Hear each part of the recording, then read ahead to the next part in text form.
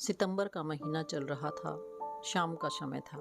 यही कोई 4-5 बजे थे। गंगा में डुबकी लगाने वालों की भीड़ थी। गंगा का पानी भी कलकल करता हुआ बहता जा रहा था। बड़ा ही रमणीक दृश्य था। मोहन ने रोज की तरह अपना चाय का ठेला वहां लगाया हुआ था। इस समय बड़ा ही अच्छा माहौल होता है। जगह जगह से आई लोगों की गंगा मैया पर आस्था और विश्वास देखकर ऐसा लगता है मानो दुनिया में कहीं स्वर्ग है तो वह यही है। तभी मोहन ने देखा एक बूढ़ी औरत काफी देर से एक जगह पर बैठी हुई है और वह बार बार नदी के घाट पर लगी सीढ़ियों की ओर देखे जा रही है। उस औरत को बैठे बैठे कई घंटे हो चुके थे, लेकिन ना तो उसे कोई लेने आया और ना ही उसके साथ किसी को मोहन ने देखा। मोहन जब सुबह अपने ठेले पर आया था तब उसने उस बूढ़ी औरत को वहां बैठे देखा था और अब शाम का समय हो चुका था, लेकिन अब तक वह बूढ़ी औरत वहीं बैठी थी और लगातार सूनी आंखों से नदी की तरफ देखे जा रही थी, मानो किसी का इंतजार कर रही हो। उस बुजुर्ग महिला को उस अवस्था में देखकर मोहन को उस पर तरस आ गया और वह उस बूढ़ी औरत के पास जाकर कहता है, अम्मा जी, आप कहाँ से आए हैं और आप किसका इंतजार कर रहे हैं? क्या कोई आपके साथ आया है? उसके सवाल पर बूढ़ी औरत बोली, रमेश, मेरा बेटा अभी नहाने गया है। पता नहीं उसे क्यों इतना समय लग गया। तुम जाकर पता कर सकते हो क्या कि वह अभी तक क्यों नहीं आया? दरअसल मैं अपने बेटे के साथ ही यहाँ आई हूँ। वह मुझे अपने साथ दिल्ली लेकर जा रहा है। जाने से पहले वह मुझे गंगा मैया में स्नान कराने ले आया। बोला, पता नहीं इसके बाद आप कब गंगा स्नान कर पाएंगे। आज मैं तुम्हें पहले गंगा स्नान करा देता हूँ। अभी मेरा बेटा ये बोलकर गया है कि आप यहाँ बैठो, मैं देखकर आता हूँ कि भीड़ कहाँ कम है, फिर मैं आपको वहीं स्नान कराऊंगा। लेकिन पता नहीं कैसे इतना समय लग गया, शायद आता ही होगा। तब मोहन कहता है, अम्मा जी, आपका बेटा जब आ जाए तब आप उसके साथ चली जाना। अगर आपको भूख लगी हो तो मैं आपके लिए कुछ खाने को ले आऊं? वह बुजुर्ग औरत हाथ जोड़कर मुस्कुराती हुई बोली, नहीं बेटा, तुम्हारा बहुत बहुत धन्यवाद जो तुमने मुझे खाने के लिए पूछा। लेकिन तुम परेशान मत हो, मेरा बेटा किसी भी समय आता होगा और अगर मैं उसे यहाँ नहीं मिली तो वह परेशान हो जाएगा, इसलिए मैं यहाँ से कहीं नहीं जाना चाहती। मोहन समझ चुका था कि अब इन वृद्ध माताजी का बेटा कभी वापस नहीं आएगा। वह बोला, माताजी, बुरा मत मानिएगा, लेकिन यहाँ रोज तीसरे दिन ऐसा कोई ना कोई तो मिल ही जाता है जिसका बेटा, बहू या उसके बच्चे उसे यहाँ छोड़कर चले जाते हैं। और यही नहीं, कभी मंदिर में, कभी सड़कों पर ऐसे ही आजकल के बच्चे अपने माँ बाप को कहीं भी छोड़कर चले जाते हैं। इस पर अम्मा जी थोड़ी नाराज होती हुई बोली, नहीं बेटा, तुम ऐसा कैसे कह सकते हो? क्या तुम मेरे बेटे को जानते हो? फिर तुम यह कैसे कह सकते हो कि मेरा बेटा मुझे यहाँ छोड़कर चला गया? यदि तुम सच में मेरी मदद करना चाहते हो तो उधर जाकर देखो, वह अंदर ही कहीं होगा। वह अंदर देखकर आया और बोला, माँ जी, मैंने आपसे पहले भी कहा था, आपका बेटा अंदर कहीं नहीं है। यह सुनकर वह थोड़ा परेशान हो गई, फिर भी वह खुद को संभालते हुए बोली, कोई बात नहीं, हो सकता है कि कुछ काम आ गया हो, थोड़ी देर बाद आ जाएगा। अब मोहन भी वापस अपने काम में लग गया और वे धीरे धीरे शाम होने लगी और रात हो गई। मोहन को भी अपने घर जाना था। अंधेरा होने लगा था और लाइटें भी जल गई थी। अब गर्मी कुछ कम थी। शाम के समय थोड़ी थोड़ी सर्दी पड़ने लगी थी। बेचारी बूढ़ी औरत अपनी साड़ी के पल्लों में खुद को ढकने की कोशिश कर रही थी और ठंड से कांप रही थी। मोहन एक भला आदमी था। उसने उस वृद्ध महिला के पास आकर कहा, माँ जी, आपका कुछ नाम पता आपको पता है? महिला बोली, बेटा, मेरा नाम द्रौपदी देवी है और मैं अपने बेटे के साथ यहाँ आई थी। दरअसल वह कुछ दिन पहले ही मुझे गांव से यहाँ शहर अपने पास लेकर आया था और अब दिल्ली में उसका तबादला हो गया है, तो वह मुझे अपने साथ लेकर वहीं जा रहा था। कब से उसका इंतजार कर रही हूँ, पर वह नहीं आया। मोहन ने उनके साथ कोई जबरदस्ती नहीं की और बोला, माता जी, यदि आपका मन हो तो आप मेरे साथ मेरे घर चल सकती हैं। मेरे परिवार में मेरी पत्नी और 2 बच्चे हैं। अगर आप चाहें तो सुबह यहाँ वापस आ जाइएगा।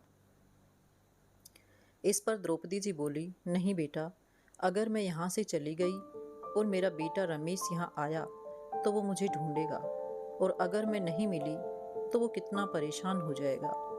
तुम जाओ बेटा, मैं ठीक हूँ। मोहन द्रौपदी देवी को शॉल उठाता हुआ बोला, अब आप मुझे बेटा कह ही रही हो तो आप यहाँ आराम से बैठो। मैं अपने साथी को कहकर जाता हूँ। अगर आपको किसी चीज़ की ज़रूरत लगे तो बता दीजिएगा। और हाँ, आप ये शॉल और ओढ़ लीजिए, क्योंकि रात के समय सर्दी पड़ने लगी है। फालतू में आप बीमार हो जाएंगे। तब द्रौपदी जी ने शॉल ओढ़ ली और वह मोहन को लाखों लाखों दुआएं देने लगी। अब मोहन को भी काफ़ी समय हो गया था, अतः वह अपने घर के लिए निकल गया और अपने घर जाकर उसने अपनी पत्नी को आज की घटना के बारे में बताया। उधर द्रौपदी जी भूखी प्यासी बैठी थी और अपने बेटे का इंतजार करती रही। ठंड से सिकुड़ते हुए उन्होंने ऐसे ही पूरी रात बिता दी। अब वह बहुत चिंतित थी, क्योंकि वह वहाँ अपने बेटे के अलावा किसी और को नहीं जानती थी। एक मोहन ही था जिसने आगे बढ़कर मदद देना चाहा, लेकिन अब तो वह भी नहीं था।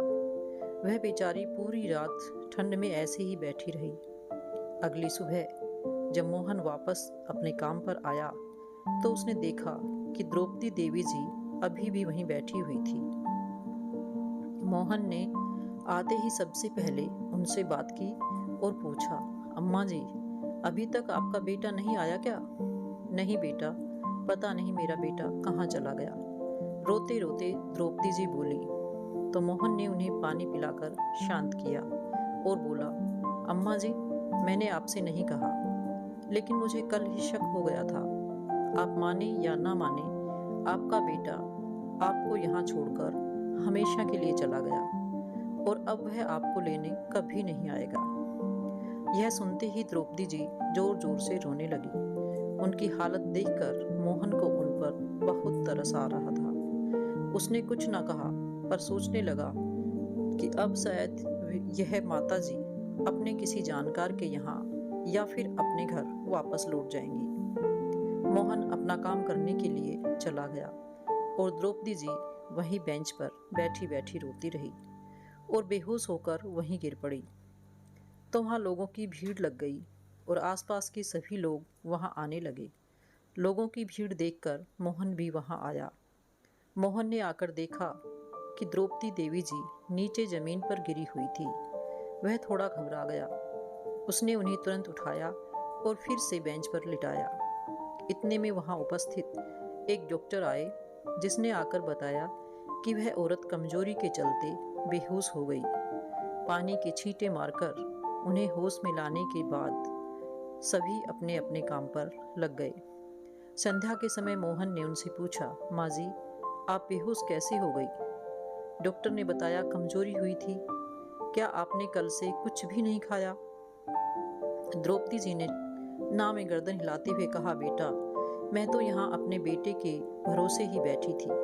मुझे क्या पता था, मेरे पास तो एक पैसा भी नहीं था जो मैं कुछ खरीद कर खा पाती। मोहन को उनकी दशा पर और ज़्यादा तरस आ रहा था। वह बोला, माँ जी, आप मेरे साथ चलिए, पहले कुछ खा लीजिए, फिर कुछ बात कीजिएगा। मोहन द्रौपदी जी को लेकर वहीं पास के एक कैंटीन में पहुंचा और उसने द्रौपदी जी के लिए खाना मंगवाया। अब उसने उससे बातों बातों में जानने की कोशिश की। वह बोला, माँ जी, आप कब से यहाँ बैठी थी? अब आपको पता चल ही गया कि आपका बेटा अब आपको लेने वापस नहीं आएगा, तो आप अपने घर वापस क्यों नहीं चली जाती? आप अब अपने घर वापस लौट जाइए। द्रौपदी देवी जी बोली, बेटा मैं जाऊं भी तो कहाँ जाऊं? मेरे बेटे ने मुझे किसी लायक नहीं छोड़ा। मतलब? झुकते हुए राम ने कहा। तो द्रौपदी जी ने बताया कि प्रदेश जाने से पहले उनका बेटा जब उन्हें लेने गांव आया था तो उसने कहा था, माँ अब मैं आपको हमेशा के लिए अपने साथ ले जाने आया हूँ, चलिए मेरे साथ, और अब हमारा वापस आना नहीं होगा, तो हम घर को बेच चलते हैं। उसने मेरा घर भी बेच दिया। अब मेरे पास सड़कों पर रहने के अलावा और कोई चारा नहीं है। यह कहते कहते वह रोने लगी। उनकी दशा देखकर उसे बहुत दुख हो रहा था, पर वह करता भी क्या। बेचारा खुद एक छोटी सी चाय की टपरी लगा करके अपने परिवार का पालन पोषण कर रहा था, इसलिए वह कुछ न कह सका। उन्हें शांत कराया, खाना खिलाया और खाने का बिल देकर वहां से चला गया।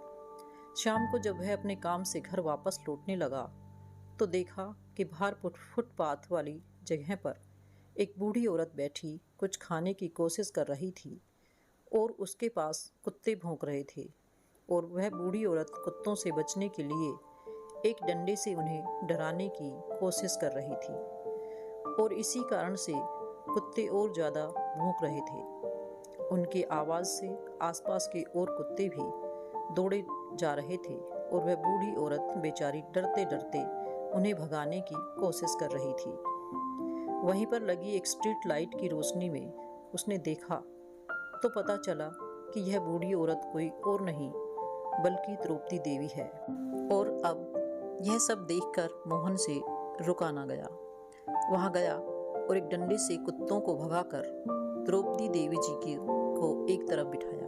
वह थोड़ा साइड में जाकर अपनी पत्नी को फोन मिलाता है, अपनी पत्नी को सारा वाकया बताता है। कहता है, उषा मैं अपनी माँ को तो पैसे की कमी के कारण बचा नहीं पाया, लेकिन अगर कभी मैंने आते जाते देखा इन अम्मा जी के साथ कुछ बुरा हो गया तो मैं शायद खुद को कभी माफ़ ना कर पाऊँ। और फिर अब कुछ हो या ना हो, कम से कम 2 वक्त की रोटी तो हम इन्हें दे ही सकते हैं, और बूढ़े आदमी को क्या चाहिए। अगर तुम कहो तो मैं इन्हें अपने घर ले आऊं। उषा काफ़ी समझदार थी। वह बोली, कोई बात नहीं, अगर तुम्हें सही लगता है तो ले आओ, हमसे जैसा बन पड़ेगा वैसे ही उनकी मदद करेंगे, और फिर जब हम सब खा पी रहे हैं सोच लेंगे घर में एक और सदस्य बढ़ गया है।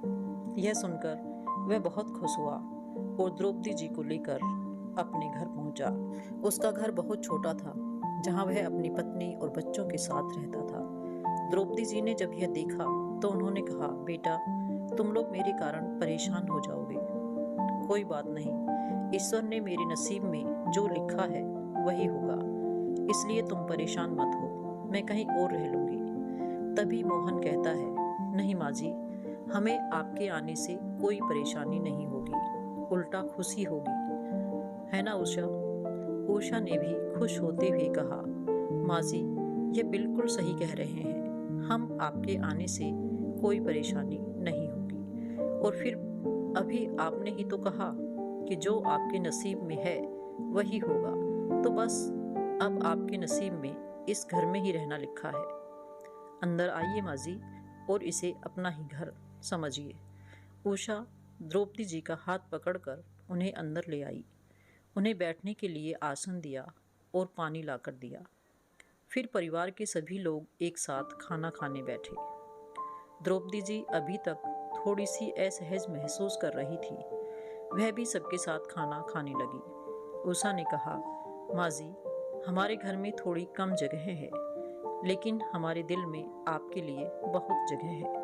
आप बिल्कुल निश्चिंत रहें और हमें अपने बच्चों की तरह समझें। जैसे घर के बाकी सदस्य रहते हैं वैसे ही आज से आप भी इस घर की सदस्य हैं, तो आप बिल्कुल निश्चिंत रहें। अगर आपको कोई भी परेशानी होती है तो आप मुझे बताइए। द्रौपदी जी उषा की बात सुनकर आंखों में आंसू भरकर उसके सिर पर हाथ रखकर बोली, सदा खुश रहो बेटा। उम्र के जिस पड़ाव में मुझे मेरे बेटे ने ठुकरा दिया वहाँ तुम दोनों ने मेरा इस मुश्किल घड़ी में साथ दिया है। आज के बाद तुम ही मेरे बेटा और बहू हो। उनके आंसू पोंछती हुई उषा बोली, बस अब खाना खा लीजिए माँ जी। सब लोगों ने खाना खाया और सब सो गए। अगली सुबह मोहन नहा धोकर अपने काम पर चला गया और बच्चे स्कूल चले गए। घर पर केवल द्रौपदी जी और उषा जी बची थी। वे दोनों पूरा दिन घर में बातें करती रही। उषा ने अपने घर परिवार और परिस्थितियों के बारे में सब बताया और वैसे ही द्रौपदी जी ने अपनी बहू बेटे की करतूत उषा को बताई, जिन्हें सुनकर उषा हैरान रह गई। माँ जी, आपका बेटा बहुत घटिया इंसान है। भला अपनी माँ के साथ ऐसा कौन करता है? अभी आपका दुख नहीं समझ पाएंगे। उन्हें यह सब तब पता चलेगा जब उनके साथ भी ऐसा ही होगा। द्रौपदी जी उषा से कहती है, बेटा, तुम्हारे घर में चाहे कितनी भी कम जगह हो, पर तुम्हारा दिल और तुम्हारी नीयत साफ है। तुम परेशान मत हो। आज नहीं तो कल ईश्वर तुम्हें इसका फल जरूर देंगे। अब शाम को मोहन आया और सबके साथ बैठकर खाना खाया। धीरे धीरे द्रौपदी जी भी परिवार में घुल मिल गई। दिन बीतते रहे और ऐसे ही सबका काम चलता रहा। द्रौपदी देवी अभी बाकी सदस्यों की तरह ही घर की हर क्रियाविधि में भाग लेती हैं। उषा भी बहुत से कामों से निश्चिंत हो गई थी, जैसे बच्चों को देखना और बाजार से सब्जी लाना। इसी तरह की अनेक छोटी छोटी जिम्मेदारियों से वह मुक्त हो गई थी और वह इस बात से भी बहुत खुश थी। वह हमेशा ही कहती थी कि हमारे घर में किसी बुजुर्ग की कमी बहुत खलती है, जो कि अब द्रौपदी देवी के आने पर पूरी हो गई थी। जिस तरह किसी पेड़ की जड़ ही उस पेड़ का वजूद होती है, इसी तरह घर का बड़ा बुजुर्ग भी परिवार के लिए उस जड़ के समान ही होता है। और उनके परिवार रूपी पेड़ को द्रौपदी जी के आने से एक मजबूत जड़ मिल गई थी। पूरा परिवार सुखी सुखी रहता था। द्रौपदी जी ने एक बार मोहन से कुछ काम करने के लिए कहा था, लेकिन मोहन ने ऐसा करने से मना कर दिया। वह बोला, माँ, अगर मेरी जगह आपका अपना बेटा होता तो क्या तब भी आप उसे यही कहती? मुझे आपसे काम कराना पड़े, अभी इतने बुरे भी दिन नहीं आए हैं माँ। और अगर ज़रूरत होगी तो मैं और उषा दोनों हैं ना। आप घर पर आराम से रहिए, अपना और बच्चों का ध्यान रखिए। अगर मुझे ज़रूरत लगेगी तो मैं आपको बता दूंगा। उषा भी कहीं काम देख लेगी, पर अभी सब कुछ ठीक है, तो आप परेशान मत हो। यह सब सुनकर द्रौपदी देवी जी कुछ और ना कह पाई और चुपचाप गर्दन हिलाकर बैठ गई। यह सब देखकर उषा हंसने लगी और बोली, मैंने तो आपसे पहले ही कहा था, पर आप ही थी, आप मेरी सुनती ही कहाँ हैं।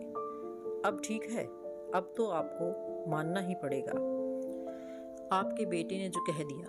यह कहकर उषा जोर जोर से हंसने लगी और द्रौपदी जी के पास आकर उनके कंधे पर हाथ रखकर बोली, माँ जी, आप खामखा परेशान होती हैं, आप निश्चिंत रहें, सब हो जाएगा।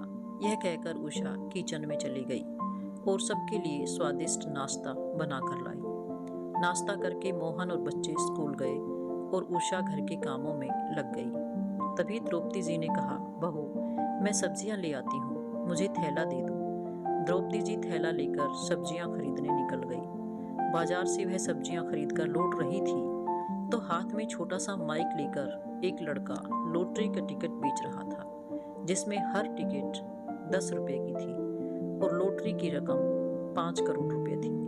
न जाने द्रौपदी देवी जी के मन में क्या आया कि उन्होंने वह टिकट खरीद ली और वह घर चली गई। घर आकर उन्होंने सब्जियां उषा को दे दी।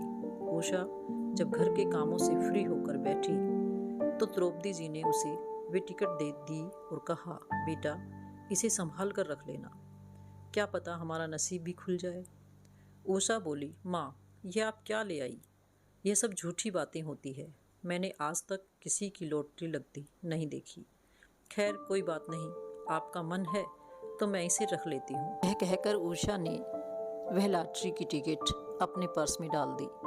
द्रौपदी जी अब सब्जियां लेने जाती तभी एक टिकट ले आती और जब महीने के अंत में उन टिकटों के विजेता की घोषणा होने वाली थी, तब उस लड़के ने टिकट देते समय बताया कि माँ जी, आप टीवी पर यह वाला चैनल चलाकर रखना, इस पर लॉटरी का विजेता घोषित किया जाएगा और अपनी टिकटों को भी संभाल कर रखना।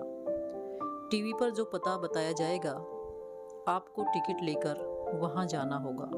अगर आपका नंबर आ जाता है तो मतलब अगर आपकी लॉटरी लग जाती है तो ठीक है। द्रौपदी जी ने सारी टिकट उषा को संभाल कर रखने के लिए दी थी और जाकर उषा से वो टिकट मांगने लगी। वह बोली, उषा, कल बहुत ज़रूरी दिन है बेटा, कल लॉटरी का विजेता घोषित किया जाएगा। पहले भी उषा और द्रौपदी जी ने मोहन को नहीं बताया था और द्रौपदी जी ने इस बार भी उषा को रोक दिया। वह बोली, उषा, रहने दो, जब लॉटरी लग जाएगी तब बता देंगे, और अगर नहीं लगी तो सोच लेंगे कि हमारे इतने पैसे खो गए। माँ का समझाना उसे अच्छा लगा। बेटा, खामखा परेशान होगा, अगर मोहन ने भी उम्मीद लगा ली तो उसे भी दुख होगा, इसलिए रहने देते हैं। उषा भी मान गई और दोनों मोहन के जाने के बाद टीवी खोलकर बैठ गई और अब लॉटरी का विजेता घोषित किया जाना था। उषा द्रौपदी जी द्वारा लाई गई चारों टिकटें अपने सामने रखकर बैठ गई और जैसे जैसे लॉटरी का विजेता घोषित किया जा रहा था, वैसे वैसे ही वह उन टिकटों को चेक कर रही थी। लॉटरी के 3 विजेता घोषित होने थे। पहले विजेता को 5 करोड़, दूसरे विजेता को 2 करोड़ और तीसरे विजेता को 50 लाख का इनाम था। द्रौपदी जी और उषा दोनों ही हाथ जोड़कर बैठी थी और ईश्वर का नाम लिए जा रही थी, इस आस में कि उनकी लॉटरी लग जाए। तीसरे विजेता से बताना आरंभ किया गया। सबसे पहले तीसरे विजेता का नंबर घोषित किया गया, उसके बाद दूसरे विजेता का, लेकिन द्रौपदी देवी जी की एक भी टिकट में उन दोनों में से एक भी नंबर नहीं आया। लेकिन अभी भी एक मौका बाकी था। दोनों टीवी पर नजरें गड़ाए बैठी रही। जैसे ही तीसरा विजेता घोषित किया गया तो वे दोनों अपने सिर पर हाथ रखकर बैठ गई, क्योंकि तीसरे नंबर का टिकट, यानी जो पहला विजेता था जिसे 5 करोड़ रुपए का इनाम मिलना था, वह विजेता भी कोई और निकला। टिकट का नंबर कुछ और था। द्रौपदी जी के पास स्थित टिकट में से कोई भी नंबर उनसे मेल नहीं खा रहा था। गुस्से में आकर उषा उन टिकटों को फेंकने लगी। तभी टीवी पर घोषणा करने वाले एंकर ने कहा, माफ़ी चाहेंगे दर्शकों, किंतु यहाँ छोटी सी गलती हुई है। यह जो पहला विजेता है उसकी लॉटरी टिकट की संख्या कुछ और है। गलती पढ़ने वाले से हुई है। अब उस एंकर ने प्रथम विजेता की लॉटरी का टिकट का नंबर घोषित किया और जैसे ही उषा और द्रौपदी देवी जी ने देखा तो उनकी आंखें खुली की खुली रह गई, क्योंकि द्रौपदी जी कल जो टिकट लेकर आई थी वही टिकट प्रथम विजेता की थी। यह देखकर दोनों फूली न समाई और खुश होकर नाचने लगी। दोनों बहुत ज़्यादा खुश थे। उषा और द्रौपदी जी दोनों बहुत खुश थे और खुशी के मारे दोनों उछल रहे थे कि तभी मोहन घर आ गया। दरअसल वह अपने कुछ जरूरी कागज़ घर पर भूल गया था, जो कई दिनों से वह भूल जाता था, और आज उन कागज़ों को लेने वापस आया था। उसने अपनी माँ और पत्नी को इतना खुश देखा तो वह हंसता हुआ बोला, अरे वाह, क्या बात है, आज तो तुम दोनों बहुत खुश हो, क्या मिल गया आप दोनों को? बैग रखता हुआ मोहन बोला। तब खुशी के मारे उषा उसके गले लगते हुए बोली, अब तुम्हें ये छोटी सी नौकरी करने की जरूरत नहीं है, अब सब अच्छा होगा। तब मोहन उसे खुद से दूर करता हुआ बोला, क्या कर रही हो उषा, हद करती हो। द्रौपदी देवी जी मुस्कुराते हुए बोली, अरे बेटा, अगर तू सुनेगा तो तू भी खुशी से फूले न समाएगा। अब मोहन ने पूछा, आखिर ऐसा क्या हुआ है, अब बता भी दो। तब द्रौपदी जी ने उसे लॉटरी का टिकट दिखाया और टीवी पर जो नंबर दिखाया जा रहा था वह भी उसे देखकर मोहन को भी खुद पर विश्वास नहीं हुआ। वह बोला, क्या सच में हमारी लॉटरी लग गई है? माँ द्रौपदी देवी जी खुश होते हुए बोली, हाँ बेटा, अब हमारे बुरे दिन चले गए। अब तो बस खुशियां ही खुशियां होंगी। अब तो आज अपने काम से छुट्टी ले लो। हमें इस पते पर जाना है, यहाँ इनाम की राशि हमें दी जाएगी। मोहन ने फ़ोन किया और आज की छुट्टी लेकर द्रौपदी देवी जी को लेकर उस पते पर पहुंचा जहां इनाम की राशि दी जानी थी। और क्यों जी? क्योंकि रकम बहुत बड़ी थी, इसलिए न्यूज़ पर दिखाया जा रहा था। प्रथम, द्वितीय और तृतीय तीनों विजेता वहां पर उपस्थित थे, जिन्हें बारी बारी से इनाम की राशि दी जा रही थी। द्रौपदी देवी जी का बेटा दिल्ली में रहता था, पर वह अपने शहर का हालचाल जानने के लिए ऑनलाइन कुछ खबरें देख लिया करता था। कुछ न्यूज़ चैनल जिन्हें वह दिल्ली से रोजाना देखता था। जैसे ही उसने न्यूज़ खोली तो उस पर अपनी माँ को देखकर वह चौंक गया। और जब उसे पता चला कि उसकी माँ को 5 करोड़ रुपए की लॉटरी लगी है तो वह फूला न समाया और अपनी माँ से पैसा ऐंठने के इरादे से वह अपने शहर के लिए निकल पड़ा। पर वह जाता कहाँ, उसे तो एड्रेस ही पता नहीं था। लेकिन वह बहुत ही शातिर इंसान था और उसने जैसे तैसे करके अपनी माँ का पता लगा लिया और वह द्रौपदी जी को ढूंढते ढूंढते मोहन के घर जा पहुंचा। किंतु मोहन और उसका परिवार वहां से शिफ्ट हो चुके थे। और होते भी क्यों ना, भला कभी किसी करोड़पति को एक छोटे से कमरे के घर में रहते हुए देखा है? वह तो उनकी मजबूरी थी जिस कारण से वहां रह रहे थे, और ईश्वर ने आज उन्हें इस लायक कर दिया तो वह अपने नए घर में चले गए। जब द्रौपदी देवी जी का बेटा वहां पहुंचा तो उसने देखा कि वहां तो ताला लगा है। पड़ोसियों से पूछने पर पता चला कि मोहन और उसका परिवार एक हाई फाई सोसाइटी में रहता है, जहां उन्होंने अपना मकान लिया है। पड़ोसियों से पता पूछकर द्रौपदी देवी जी का बेटा भी उस पथ पर चला गया। उसने जाकर देखा कि दरवाजे पर एक चौकीदार बैठा है और अब उस चौकीदार से कहता है, यहाँ इस घर में एक द्रौपदी नाम की औरत रहती है, वह मेरी माँ है।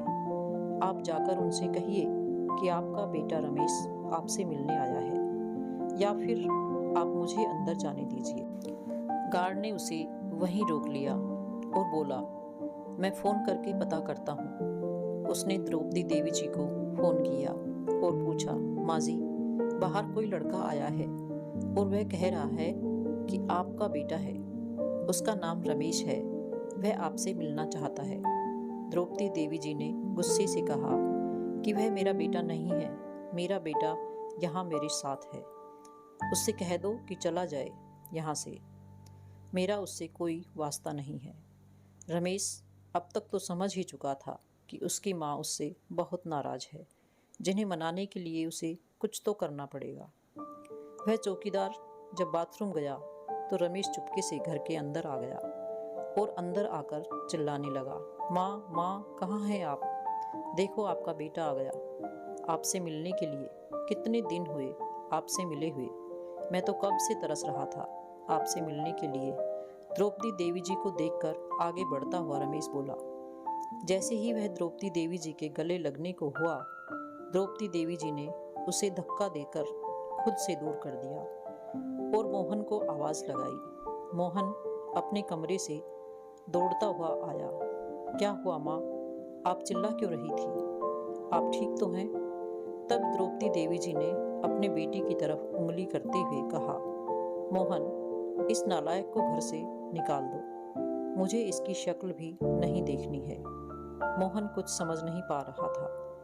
तभी द्रौपदी देवी जी का बेटा फिर माँ माँ करता हुआ उसके पैरों से लिपट गया। तब मोहन समझा। मोहन उसे उठाता हुआ बोला, तो तू है वह नालायक और कमीना बेटा जिसने अपनी माँ को तड़पने के लिए गंगा नदी पर छोड़ दिया था, जिसने यह भी नहीं सोचा कि वह कहाँ रहेंगी और क्या करेंगी, यह अपना जीवन कैसे जिएंगी, जिसने उन्हें जीते जी मरा हुआ समझ लिया। आज उसे अपनी माँ की याद आई है। तुझ जैसी कमीने को तो मैं बहुत अच्छे से जानता हूँ, और तू यहाँ किस इरादे से आया है मैं वह भी जानता हूँ। निकल जा यहाँ से, वरना मैं तेरी जान ले लूँगा। मोहन ने धक्का देते हुए कहा। लड़का अपने हाथ की नस पर चाकू रखता हुआ बोला, माँ, अगर आपने मुझे माफ नहीं किया तो मैं अपनी जान ले लूंगा। द्रौपदी देवी जी उसे इस तरह देखकर बोली, तुझ जैसा स्वार्थी कभी अपनी जान नहीं ले सकता, केवल दूसरों की जान ले सकता है। मैं अच्छे से जानती हूँ कि तू यह सब ड्रामा कर रहा है और किस लिए कर रहा है यह भी जानती हूँ। तब उस लड़के ने अपनी गर्दन पर चाकू रखते हुए कहा, माँ, मैं आपका ही बेटा हूँ और अब से आपके ही साथ रहूँगा, और अगर आप इस बात के लिए नहीं मानी तो मैं खुद को मारकर आप लोगों को अपनी हत्या के केस में फंसा दूंगा।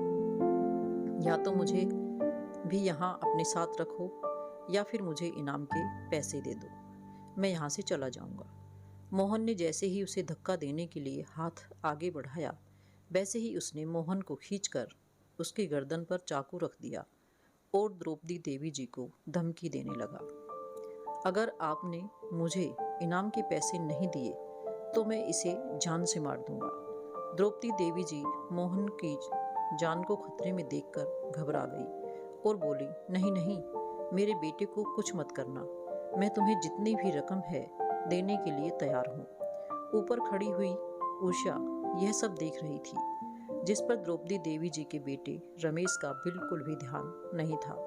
उषा ने तुरंत पुलिस को फोन किया और सारी घटना की जानकारी पुलिस को दी। द्रौपदी देवी जी मोहन की जान बचाने के लिए आवाज लगाई और कहा, बहू, घर में जितने भी पैसे और गहने हैं सब बाहर लाओ, मुझे मेरे बेटे की जान से ज्यादा प्यारा कुछ भी नहीं है। तब यह देखकर रमेश शैतानी से मुस्कुराते हुए बोला, अरे वाह, बड़ा प्यार है माँ बेटे में, अपने सगे बेटे से इतनी नफरत, इस पराये से इतना प्यार। तब द्रौपदी देवी जी बोली, सब कुछ तेरे कर्मों के कारण है, जरूरी नहीं कि अपना खून है तो वही सगा है या वही आपका ख्याल रखेगा। तूने तो मुझे मरने के लिए छोड़ दिया था, उस वक्त मेरा यही बेटा था जिसने मेरा साथ दिया, तो भला मैं आज इसे यहाँ मरने के लिए कैसे छोड़ सकती हूँ। रमेश इन सब बातों में लगा था और क्योंकि उषा ने पुलिस को फोन करके सारी स्थिति बता दी थी तो पुलिस ने भी चुस्ती दिखाते हुए तुरंत कार्रवाई की। वे समय से पहले वहां पहुंचे और सभी लोग इतने धीरे धीरे अंदर आए कि रमेश को अंदाजा भी नहीं हुआ। तब उसके सिर पर एक पुलिस अधिकारी ने गन रख दी और तभी कांस्टेबल ने आकर उसके हाथ से चाकू छीन लिया। अब रमेश को पकड़कर पुलिस वाले ले गए और उसे जेल में डाल दिया। सबूत का कोई अभाव नहीं था क्योंकि पुलिस वाले ने उसे रंगे हाथों पकड़ा था, किसी की जान लेने की कोशिश करते हुए, जिसके कारण रमेश को उम्र कैद की सजा हुई। अब द्रौपदी जी अपना जीवन बहुत सुखी सुखी व्यतीत कर रही थी। शायद यह मोहन और उषा के कर्मों का फल था जो उन्हें मिला। उन्होंने एक बेसहारा की मदद की थी और ईश्वर ने उन्हें इतना बड़ा तोहफा दे दिया। दोस्तों, ये थी आज की हमारी कहानी।